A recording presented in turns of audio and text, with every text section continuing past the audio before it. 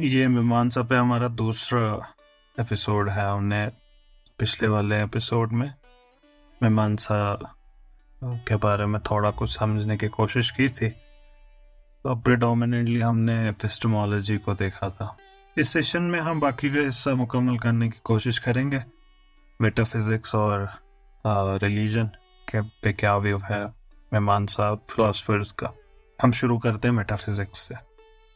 अब जब किसी भी फलसफे की एपिस्टेमोलॉजी डिसाइड हो जाती है तो उसी के बेस पे उनका फिर मेटाफिजिक्स डिराइव करना उतना ज़्यादा मुश्किल नहीं रहता, फिर वो हो सकता है। फिर once they accept sense perception as a valid source of knowledge, तो सेंस परसेप्शन जो इल्म हमें देगा उस पे भी यकीन रखना फिर नेसेसरी इम्पेरेटिव अनिवार्य है। तो मीमांसा के जो मानने वाले हैं, they believe in sense perception, they also believe in the reality of world. जो उसके डिफरेंट डाइवर्स ऑब्जेक्ट्स हैं उसके साथ साथ उसकी हकीकत को मानते हैं। तो इसके बरक्स जो बुद्धिस्ट थियरी है शून्य की या क्षणिकवाद की, या फिर अद्वैत का जो फलसफा है जो फिनोमिनल वर्ल्ड को अनरियल मानता है, उन दोनों फलसफों को मीमांसा के फिलोसोफर्स रिजेक्ट करते हैं। In addition to objects perceived, it comes to believe through other sources of knowledge in souls.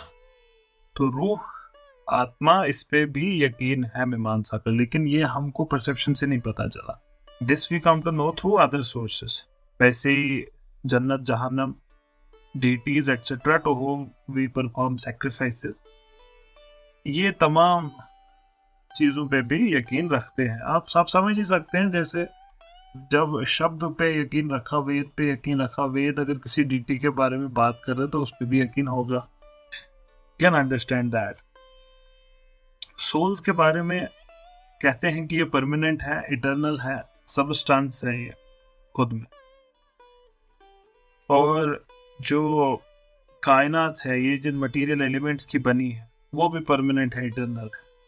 ये कायनात बनी कैसी है, जो ऑब्जेक्ट्स ये कैसे बने, कर्म एनफ मानते हैं। वो जो लॉ है कर्म का, वो एक एनफ है, सफिशिएंट गाइड है which leads to formation of objects. ये जो दुनिया है ये बनी है ऑफ लिविंग बॉडीज, जिनके अंदर जो रूह है, सोल है, उसके अंदर अपने पुराने जो डीड्स हैं उनके कॉन्सिक्वेंसेस को भुगतते हैं। इसके अलावा कायनात में क्या है, the sensory and motor organs, इंद्रियां जिन्हें कहते हैं, और ये इंस्ट्रूमेंट्स हैं जिससे सफरिंग या एंजॉइंग होती है। वो जो कॉन्सिक्वेंसेस हैं उसके इंस्ट्रूमेंट्स क्या है, इंद्रियां। And finally, the objects which constitute the fruits, जिनको या आप एंजॉय कर सकते हैं, जिनसे आप सफर कर सकते हैं। अब इस सब में कहीं खुदा के होने की जरूरत नहीं है। जो लॉ ऑफ कर्म है वही इसको रेगुलेट करता है। सोल भी इटर्नल है, मैटर भी इटर्नल है, और सोल और मैटर का जो आपस में रिश्ता है ये बनता कैसे है, बिकॉज ऑफ कर्मिक लॉ। इसी से ये प्रोडक्ट्स बनते हैं, इसी से इस जिस्म में रूह होती है, and all of these things. तो यहाँ पे खुदा की कोई जरूरत पड़ी नहीं, हमको जरूरत नहीं है। कुछ Mimamsaka they believe like the Vaisheshikas in the atomic theory, लेकिन फर्क है, तब भी देयर इज अ डिफरेंस। मीमांसा के हिसाब से ये जो एटम्स हैं इनको कोई एफिशिएंट कॉज नहीं चाहिए। खुदा जो एक एफिशिएंट कॉज है वो नहीं चाहिए। जो लॉ ऑफ कर्म है वो ऑटोनॉमस है, इंडिपेंडेंटली इस चीज को कर सकता है खुद से, और वही ये करता है। कोई कंप्लीट क्रिएशन या डिस्ट्रक्शन नहीं होती, कायनात हमेशा से है, ये इटर्नल है, it has been eternally there. ये जो ये पोजीशन है ये बड़ी यूनिक है, ये और कोई स्कूल नहीं रखता ये वाली पोजीशन। जो वैशेषिक फिलोसोफर्स का पदार्थ का कंसेप्ट है उसको भी मीमांसक मानते हैं और उनके सब क्लासेस को भी लगभग वैसे ही मानते हैं। कुछ चीजें जिन पे डिफर करते हैं उनको देख लेंगे, बाकी आप मेरा मीमांसा ये वैशेषिक वाला आप वीडियो देख सकते हैं। I pin the link somewhere in the video या फिर बायो में आप ऊपर एक बैनर आ जाएगा। जो प्रभाकर का जो स्कूल है, प्रभाकर वाला स्कूल नॉन एग्जिस्टेंस को सेपरेट रियलिटी नहीं मानता। They consider it to be but an aspect of its locus. तो क्या होता है ये कहने का मतलब कि they consider it to be but an aspect of its locus? पहला हाफ तो एक बड़ा आसान है समझना, they do not admit non-existence as a separate reality. इसका कहने का मतलब हुआ कि नॉन एग्जिस्टेंस को वो सेपरेट एंटिटी जिसको सेपरेटली जाना जा सकता है ये नहीं मानते। वो इसको एक क्वालिटी मानते हैं और a relation of something that exists. जैसे मिसाल के तौर पे जब हम कहते हैं there is no jar on the floor, इनके हिसाब से we are not referring to a separate reality which is called not jar, but we are referring to a relationship between the floor and the absence of the jar. ये है। तो कहने का मतलब non existence is not an object of knowledge, it's a mode of perception of existing things. ये है इसका मतलब। तमाम मीमांसक रिकॉग्नाइज करते हैं पोटेंसी को as an important causal factor, शक्ति। कुछ इसको अलग से पदार्थ भी मानते हैं। अदर्स थिंक कि ये कॉज के अंदर ही एक इनहेरेंट क्वालिटी है। कुछ रिजेक्ट करते हैं विशेष और समवाय को और बाकी 5 पदार्थों को मानते हैं। तो ये सारी डाइवर्सिटी आपको मिलेगी। ये सारे मेरे वैशेषिक वाले एपिसोड में डिस्कस हुए हैं, आप वहां पे देख सकते हैं। कुछ शब्द को इटरनल मानते हैं, sound, the audible sounds being regarded as its manifestations. ये जो deviations है इसमें सेम स्कूल के अंदर philosophers भी आपस में डिफर करते हैं। So there is a lot of diversity when it comes to these things. तो इस सब का समेशन ये है कि मीमांसा का जो मेटाफिजिक्स है वो प्लूरलिस्टिक है और रियलिस्टिक है। ये एम्पिरिसिज्म भी नहीं है, It's not pure empiricism, क्योंकि it believes in non-empirical sources of knowledge as well, जैसे वेद है।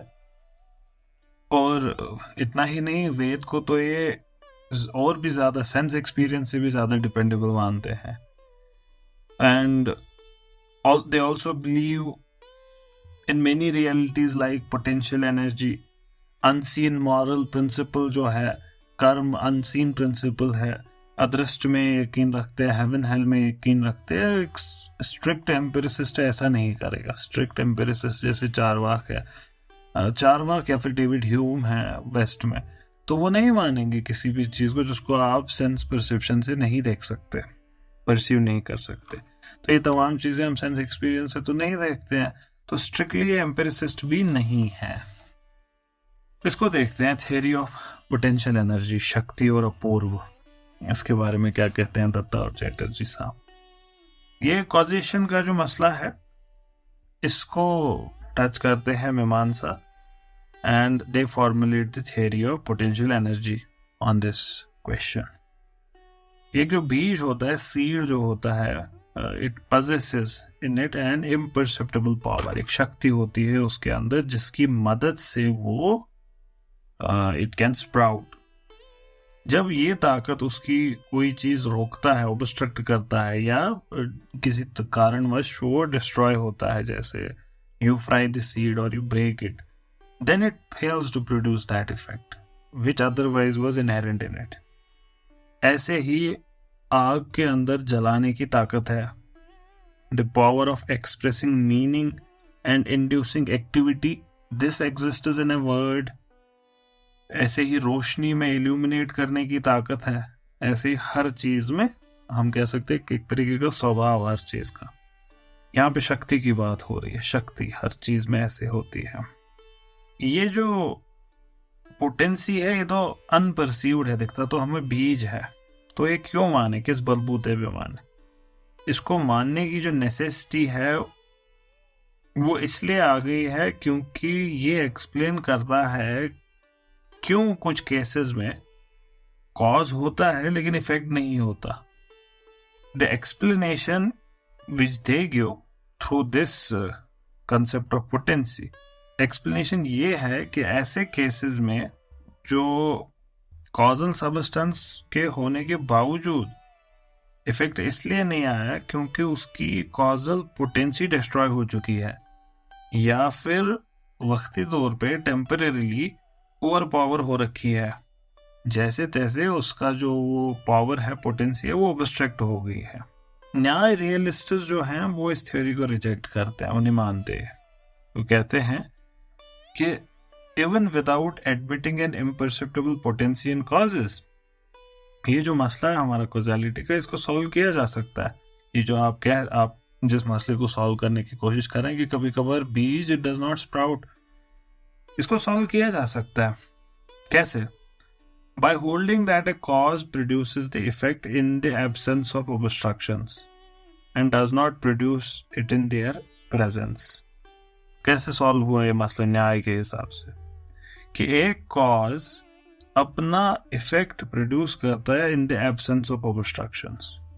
जब ऑब्स्ट्रक्शंस प्रेजेंट होंगे तो वो अपना इफेक्ट देगा ही नहीं। इसमें सेपरेट इम्परसेप्टिबल पोटेंसी को एक्सेप्ट करने की कोई जरूरत है नहीं। मीमांसा इस चीज पे जवाब देते हैं कि we have to admit even according to this explanation जो न्याय ने दी कि कुछ है इन एडिशन टू कॉज, कुछ है जो न्याय ने बोला एब्सेंस ऑफ ऑब्स्ट्रक्शन, तो उस चीज को तो न्याय ने भी एक्सेप्ट कर लिया। So there is something.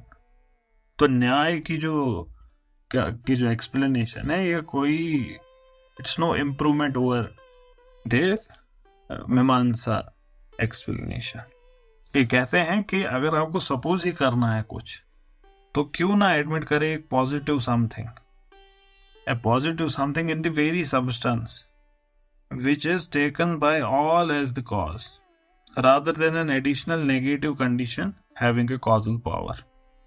ये कहते हैं मीमांसा वाले कि ज्यादा रीजनेबल ये होगा कि हम सपोज करें इन द कॉज सबस्टेंस एक पॉजिटिव क्वालिटी, शक्ति उसके अंदर जो एक्सप्लेन करे उसका पॉजिटिव इफेक्ट, और उसका जो नॉन फंक्शनिंग है, इस पोटेंसी का नॉन फंक्शनिंग, उसको हम एक्सप्लेन करें ओविंग टू इट्स डिस्ट्रक्शन और सप्रेशन। ये जो मीमांसा की पोटेंसी की थ्योरी है, इसका एक इम्पोर्टेंट एप्लीकेशन है in the solution of the problem कि कैसे एक एक्शन जैसे सेक्रीफाइस हम करते हैं, जिसको अभी हम करते हैं सेक्रीफाइस को, लेकिन it bears fruits long time later, बहुत टाइम बाद। इनफैक्ट कभी कभार in the hereafter, on the heaven hell, वहां पे होता है इसका एक्शन, तो यहाँ पे हो रखा है लेकिन रिजल्ट तब आता है। Action has ceased, result is still coming. तो ये कैसे हो सकता है? तो इसको एक्सप्लेन करने के लिए इसी शक्ति के कंसेप्ट को इस्तेमाल करते हैं। कहते हैं कि जो रिचुअल किया होता है, the ritual that is performed here, वो उस आत्मा के अंदर जनरेट करता है एक अनपरसीव्ड पोटेंसी।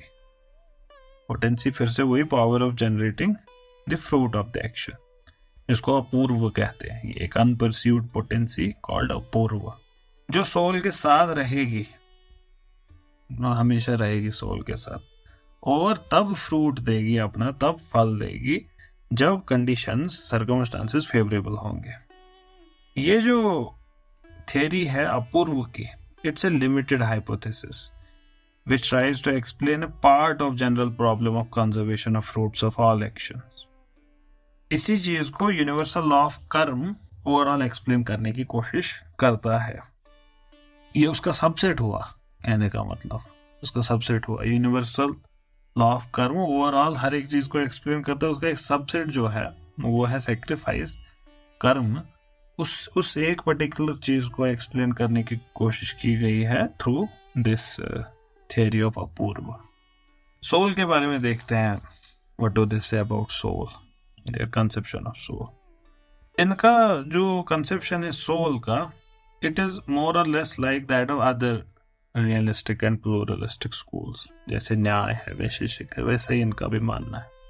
सोल इटर्नल है, इनफाइनाइट सबस्टेंस है, जो एक रियल बॉडी में, एक रियल वर्ल्ड में है। मौत जब होती है तो ये उसको सरवाइव करती है, ऐसा नहीं है कि इसकी मौत होती है। तो मौत को तब हम मैंने भी समझ सकते हैं कि रूह का जिस्म से अलग होना, तो इट सर्वाइव्स डेथ। और जो भी इसने एक्शंस किए होते हैं उनका फल ये it reaps the consequences. Soul की एसेंस नहीं है कॉन्शियसनेस, ये एक एडवेंटिशियस क्वालिटी है विच अराइजेस जब कुछ कंडीशंस प्रेजेंट होंगे। एक एक्सीडेंटल प्रॉपर्टी है, हो भी सकती है, नहीं भी हो सकती है। जैसे ड्रीमलेस स्लीप होती है या फिर जो स्टेट ऑफ लिबरेशन होती है, उसमें सोल के बस कोई कॉन्शियसनेस नहीं होती, क्योंकि जो कंडीशंस है कॉन्शियसनेस के लिए वो उस वक्त नहीं होते। क्या है ऐसी कंडीशन? जैसे relation of sense to an object, जब वो नहीं होगा तो फिर कॉन्शियसनेस भी नहीं होगी। बहुत सारे सोल्स हैं, कितने सोल्स हैं? जितने इंडिविजुअल्स हैं। और ये souls they are subjected to bondage, और ये souls they can obtain liberation as well. इन तमाम एस्पेक्ट्स में जो हमने बात की, the grounds on which the Mimamsa views are based, वो वही है जो बाकी स्कूल्स के हैं। हम उनको फिर से रिपीट नहीं करेंगे। जो नॉलेज है सोल का, how do we know it, इसमें थोड़ा इंटरेस्टिंग एक कंसेप्ट है, उसके बारे में बात करेंगे।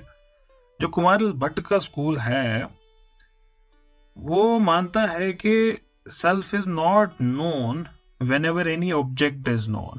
ऐसा नहीं है, it is known occasionally. When we reflect on the self, we know it as the object of self-consciousness, aham vitti. तो ये जो सेल्फ का नॉलेज है ये हर मोमेंट पे नहीं होता है, ये जब when we reflect on self ये तभी अराइज होता है। प्रभाकर का स्कूल इस पोजीशन को रिजेक्ट करता है, कहते हैं कि सेल्फ कॉन्शियसनेस का कंसेप्ट ही अनटेनेबल है। क्यों है अनटेनेबल?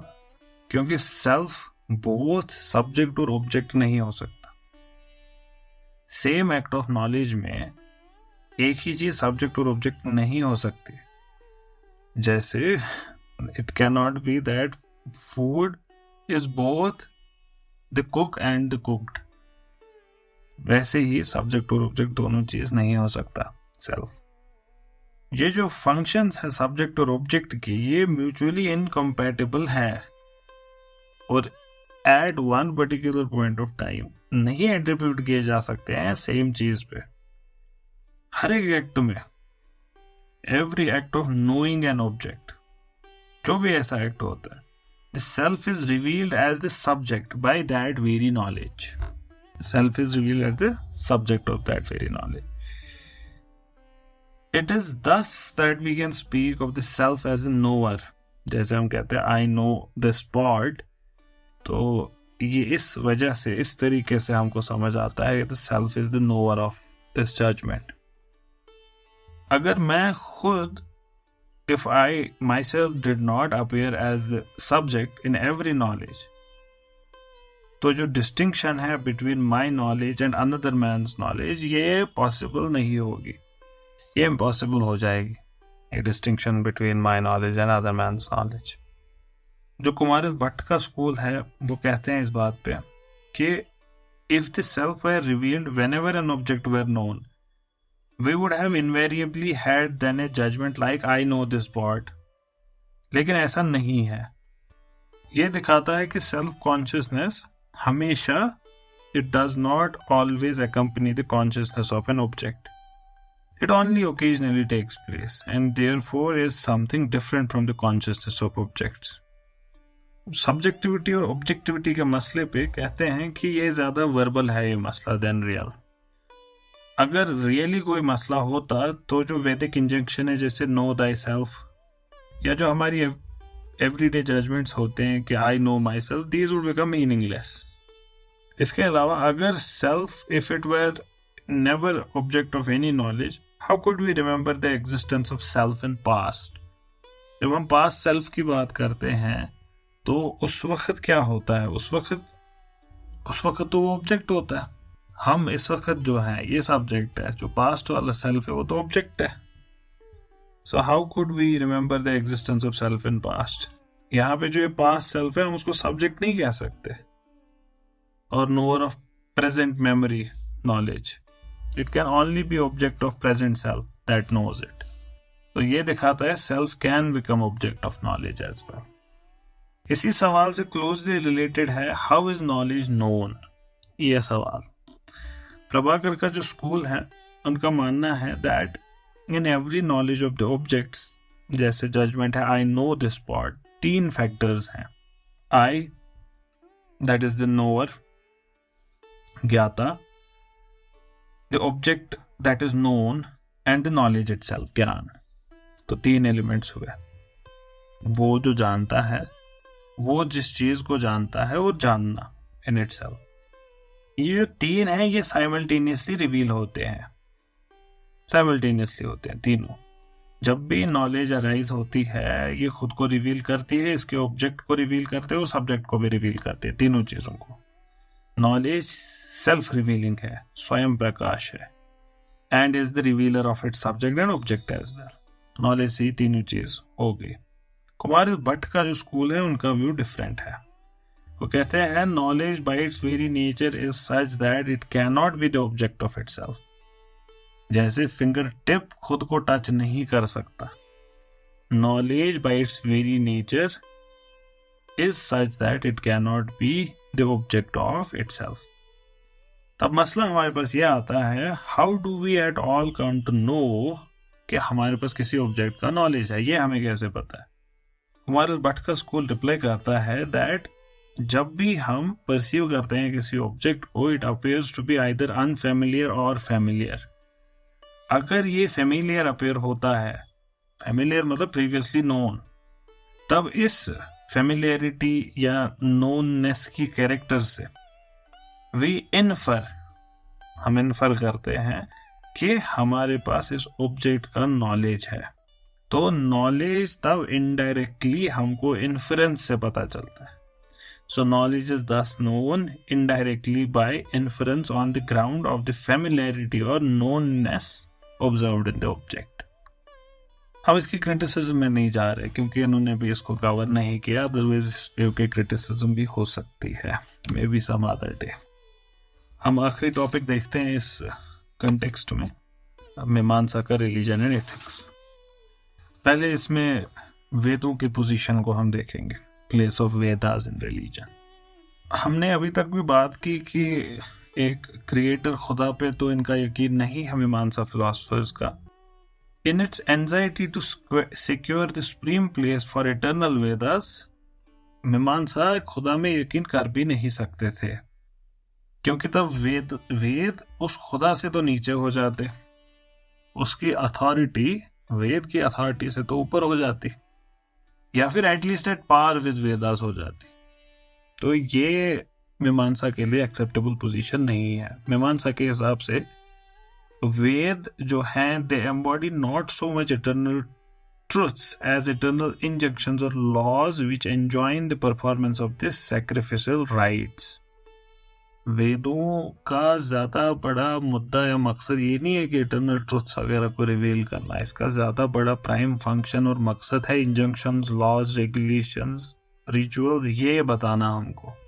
रिलीजन या फिर जो धर्म है, इट बिकम्स आइडेंटिकल विद वैदिक इंजंक्शंस, रिचुअल्स, ये सारी चीजें वेद सप्लाई करते हैं वो क्राइटेरियन जो हक और बातिल के बीच में डिफरेंस बताएगा, what is right, what is wrong, और एक अच्छी जिंदगी काटी जा सकती है by living in obedience with Veda. इसके बाद आता है द कंसेप्शन ऑफ ड्यूटी।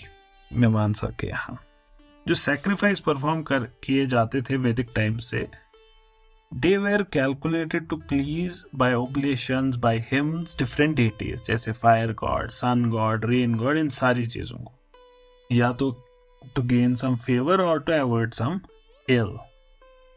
अब मीमांसा तो इसको मानते हैं, वैदिक सैक्रिफाइसेस, वैदिक रिचुअल्स, इन सबको मानते हैं, और यही जो सेरेमनीज हैं, इनकी जो डिटेल्स हैं, इसी में सबसे ज्यादा इंटरेस्ट है मीमांसा का. ये जो गॉड्स हैं जिनके लिए वो रिचुअल्स किए जा रहे हैं, जिनकी तरफ वो किए जा रहे हैं, दे देमसेल्व्स, उन पे इनका इंटरेस्ट नहीं है. और फिर क्या होता है, मतलब उनको एक्सप्लेन कैसे करें, उनको कैसे एक्सप्लेन करें? Mere grammatical datives, that's all. तो डेटी जो है उसको डिस्क्राइब नहीं किया जाता बाय इट्स मॉरल या intellectual qualities, but as that which is signified in a sacrificial injection.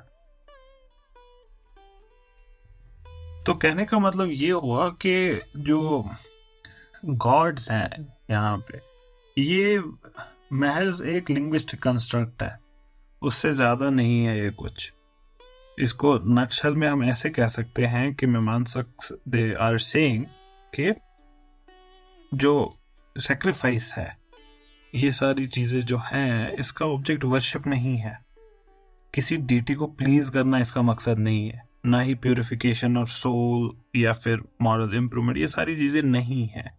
एक रिचुअल को इसलिए परफॉर्म करना है क्योंकि वेद कहते हैं परफॉर्म करो, दैट्स ऑल.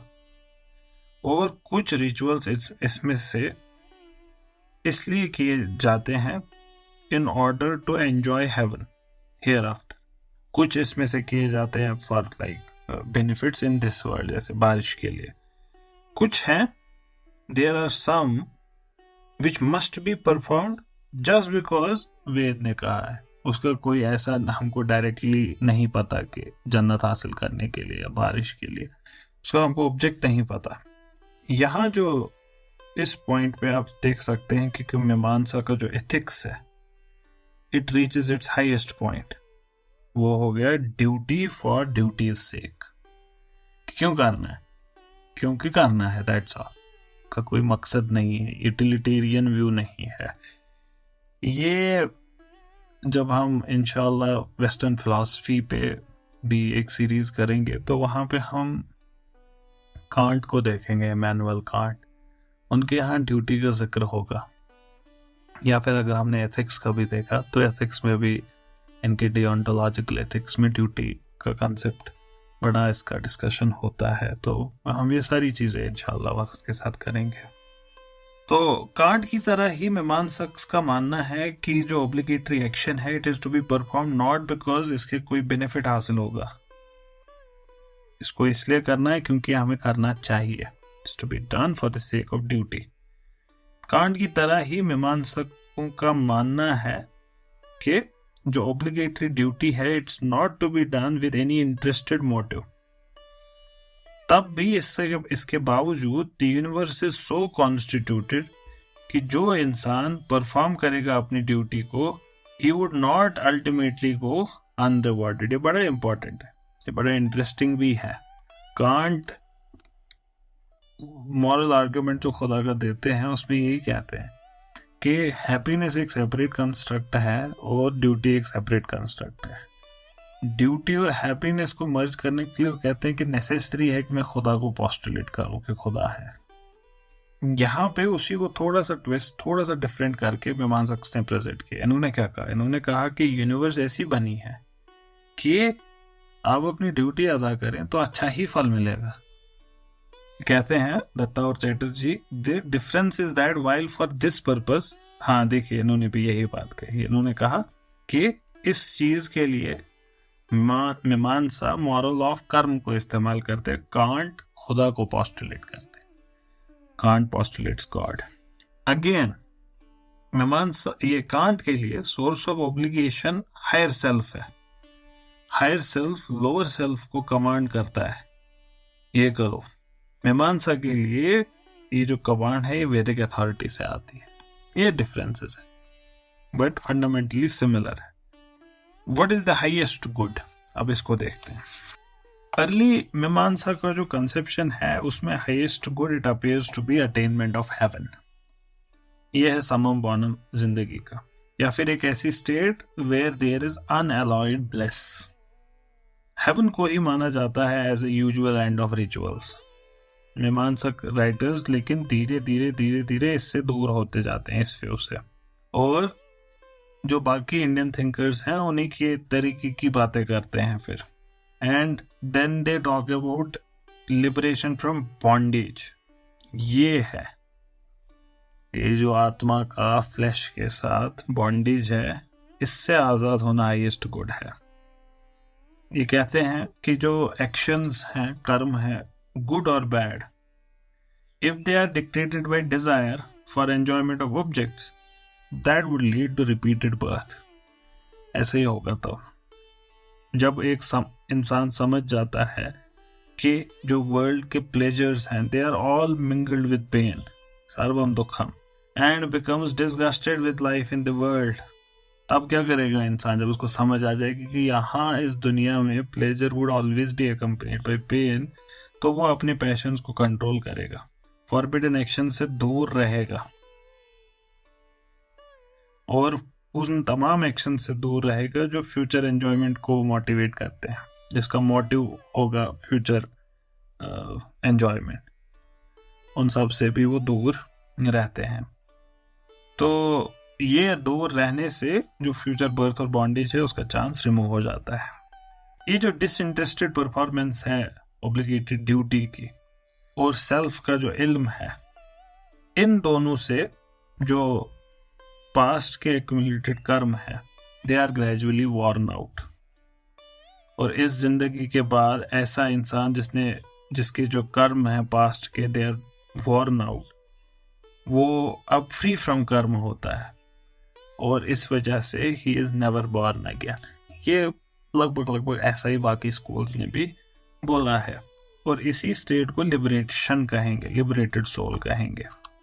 हमने इससे पहले देखा कि मीमांसा के यहाँ जो कॉन्शियसनेस है या बाकी जो मेंटल स्टेट्स है ये इनहेरेंट नहीं है सोल में, ये उसकी एसेंस नहीं है। ये सोल के अंदर तभी पैदा होती हैं when it's in relationship two objects through body and organs. जब वही नहीं रहे तो फिर इस सोल के अंदर ऐसा नहीं रह होगा। तो जो ये लिबरेटेड सोल होती है ये बॉडी से डिसोसिएट होगी, तो तमाम ऑर्गन से डिसोसिएट होगी, मानस से डिसोसिएट होगी, तो इसमें कॉन्शियसनेस भी नहीं होगी, तो इस वजह से ये ब्लिस को एंजॉय भी नहीं कर सकता। तो यहाँ पे ये अपनी इंट्रिंसिक नेचर में रहेगा, beyond death, beyond pleasure, beyond pain. तो फिर लिबरेशन क्या हुई? It's not a state of bliss but it is total cessation of pain. तो सोल जो अपनी इंट्रिंसिक स्टेट है, इसमें हम इसको डिफाइन कर सकते हैं एक सबस्टेंस जिसके पास एग्जिस्टेंस है, दैट्स ऑल, या फिर एक पोटेंसी है, एक पोटेंशियलिटी है ऑफ कॉन्शियसनेस। एक्चुअली नहीं है कॉन्शियसनेस, उसमें पोटेंशियलिटी है। कुछ बाद के कुमारिल भट्ट के स्कूल वाले वो अद्वैत वेदांत वालों की तरह ही ये भी मानते हैं कि नहीं, नेगेटिव ही नहीं है, थोड़ा इसमें पॉजिटिव भी है, कि liberation is experience of Joy. अगला सवाल जिसको हम टच करेंगे वो ये है कि क्या मीमांसा स्कूल एथिस्टिक है? क्या हम इनको एथिस्ट स्कूल माने? अब इस सवाल का जवाब हम पिछले सेशन में, इस सेशन में 2 सेशन से बात कर रहे हैं, लगभग 2 घंटे से बात कर रहे हैं। मुझे नहीं लगता अब इसमें कोई शक रहा किसी को, बड़े आराम से कह सकते हैं हाँ एथिस्टिक है जो हमने डिस्क्राइब किया। लेकिन कुछ रीजंस हैं कि we might have to think more, और ये डाउट्स रेज किए हैं by competent authority like Max Muller. बहुत सारे लोग मैक्स मिलर को पसंद नहीं करते, बहुत सारे लोग पसंद भी करते हैं। So we are not going to get into that debate कि मैक्स मिलर सही थे या गलत थे। हम उनको जस्ट एक कमेंटेटर की तरह देख रहे हैं। तो उन्होंने कुछ जो पॉइंट्स रेज किए हैं इस कंटेक्स्ट में, they need to be talked about. हमको इस चीज में तो कोई शक नहीं है कि मीमांसा जो है वो वेद को बड़े फेथफुली फॉलो करने की बात करते हैं। अब जब ये बात को हमने एक्सेप्ट कर लिया तो मैक्स म्यूलर कहते हैं कि ये बड़ा मुश्किल है कि on one end you accept this and on the second end you say that they don't believe in God. ये हो नहीं सकता। वेद पूरा का पूरा खुदा के बारे में बात करता रहता है, बार बार करता रहता है। रिचुअल्स में खुदा की बात होती है, हर जगह खुदा की बात होती है। कैसे कहा जा सकता है कि खुदा पे ही यकीन नहीं है, वेद पे यकीन है? अब वेद पे यकीन अगर वेद से डिसोशिएट करे, वो 2 मिनट के लिए उस पॉसिबिलिटी को मान भी ले, लेकिन ये तो वेद को फेथफुली फॉलो भी करते हैं, उसी के रिचुअल्स के बारे में बात करते रहते हैं बार बार। काम क्यों करना, इसलिए करना क्योंकि वेद कहते हैं। ये इस हद तक वेद हमने देखा भी कि शब्द में इनका कितना कॉन्सेंट्रेशन है मीमांसा का। तो मैक्स म्यूलर कहते हैं कि it's very difficult to believe that they don't believe in God. तो इनका क्या करें तब? ये भी, इस पे भी कोई डाउट नहीं है कि दे आर्ग्यू अगेंस्ट ए क्रिएटर। इसका क्या करें? तो मैक्स म्यूलर इसके बारे में क्या कहते हैं? मैक्स म्यूलर का मानना है कि rejection of a creator God is not necessarily rejection of God himself. अगर खुदा क्रिएटर होता तो he would be liable to the charges of cruelty, partiality, the problem of evil. लेकिन ये जो रिजेक्ट किया इस क्रिएटर गॉड को, तो इसका मतलब ये नहीं हुआ मैक्स म्यूलर के हिसाब से कि खुदा को ही रिजेक्ट कर दिया। पैंथीज्म की कुछ फॉर्म जैसे अद्वैत वेदांत है या सुपिनोजा है, they do not accept the reality of creation as well, और इस वजह से उनको एथिस्टिक बुलाना अनफेयर है, क्योंकि वो कस्टमरी कंसेप्शन ऑफ गॉड को नहीं मानते। इस वजह से उनको हम एथिस्टिक बुलाएं, ये मैक्स म्यूलर का कहना है गलत है। तो वैसे ही मीमांसा को भी एथिस्टिक बुलाना इनके हिसाब से गलत है। अब इस पे फर्दर क्रिटिसिज्म हो सकती है, लेकिन हम again we are limiting ourselves to the discussion of the book, we are not going beyond this book. तो otherwise we could talk about कि why some would call Spinoza atheistic, और customary conception of God से अगर हटाएं word God को तो फिर क्या दिक्कतें होती हैं। But that's something which is beyond this topic, और ये डिबेट फिलोसफर्स के अंदर होते रहते हैं। हमें अभी चीज को समझना है। दत्ता चैटर्जी साहब कहते हैं कि अगर हम मीमांसा को जज करें बाय इट्स वैदिक एंसेस्ट्री, द वैदिक एंसेस्ट्री व्हिच मीमांसा upholds high and is very proud about, तो हमें शायद मानना पड़ेगा कि मैक्स म्यूलर सही है। लेकिन जो वो करते हैं, जो उनकी एक्शन है, जो उनकी बातें हैं, if we consider them then this contention is very difficult कि हम इसको एक्सेप्ट करें। ये कहते हैं कि हमें क्या मिलता है? हमें मिलता है कि अर्ली मीमांसक जो है वो खुदा के बारे में साइलेंट है। This is the evidence we have in front of us. लेकिन उसके बलबूते पे हम ये नहीं कहेंगे कि एक्सेप्ट किया या रिजेक्ट किया। लेकिन मसला ये है, अर्लियर साइलेंट है और लेटर मीमांसक रिजेक्ट करते हैं प्रूफ्स ऑफ गॉड। और प्रूफ्स ऑफ गॉड रिजेक्ट करने के बाद ऐसा नहीं है कि जैसे कांट क्या करते हैं, कांट भी रिजेक्ट करते हैं proofs of God. He rejects all the proofs of God, but we won't call Immanuel Kant an atheist. Why? Because he categorically talks about God, accepts this existence of God, and in fact gives his own argument for the existence of God, which is the Kant's moral argument for God. ये क्या करते हैं? ये proofs को reject करते हैं, उनकी जगह कोई पॉजिटिव प्रूफ भी नहीं देते for the existence of God. तो हमारे ऑथर कहते हैं we have no positive proof that the early Vedic faith was still alive in them. जो खुदा का तस्वुर था, हम कोई प्रूफ नहीं है हमारे पास कि इनके पास भी वो था। जो वैदिक डीटीज हैं वो अभी भी इनके सैक्रिफाइस का एक नेसेसरी हिस्सा है। तो इस वजह से शायद 2 मिनट के लिए ज्यादा से ज्यादा ये कहा जा सकता है कि मीमांसा के जो मानने वाले हैं दे बिलीव इन पॉलीथियज्म। लेकिन ये वाली जो पॉलीथियज्म वाली पोजीशन है, इस पे भी डाउट है। This position is also rendered doubtful by this fact कि ये जो डीटीज हैं इनको भी वो वर्शिपफुल नहीं मानते हैं, ऑब्जेक्ट्स ऑफ वर्शिप नहीं मानते हैं, और वो क्लियर हैं, कैटेगोरिक हैं कि these deities they do not exist anywhere beyond these hymns, that's all. तो ये जो डीटी है विच इज मेंशन्ड इन अ हेम, तो its existence is limited to that hymn. It does not exist anywhere outside. बड़ा interesting point है. Vedic hymns are inspired by the living presence of the deity in the place of worship. Mimamsak, they wonder how the deity can be simultaneously present in different places when he is invoked. क्या है argument? कि जब Vedic hymns को हम recite करते हैं, so the hymns are inspired by the living presence of the deity. जहाँ पे वो इबादत हो रही हो, जहाँ पे वो worship हो रही हो. इसको ऐसे समझिए, जैसे we call upon a god. So when we call upon God, say we do it in Kashmir. Now someone else at the same time is doing it in Australia. Another one is doing it in Brazil. Another one is doing it in, say, North America. Someone is doing it in Scotland. Someone is doing it in, say, Alexandria. Others are doing it in Mecca. So the point here is they are saying कि कैसे एक खुदा एक से ज्यादा जगह पर एक ही वक्त प्रेजेंट हो सकता है. नहीं है possible. So polytheism of the ordinary kind cannot also be attributed to Mimamsa without some qualification. यहाँ पे भी दिक्कत है, हम नहीं कह सकते कि polytheist है. ये जो मीमांसक deities हैं, जो hymns में जिनका जिक्र होता है, they are immortal entities.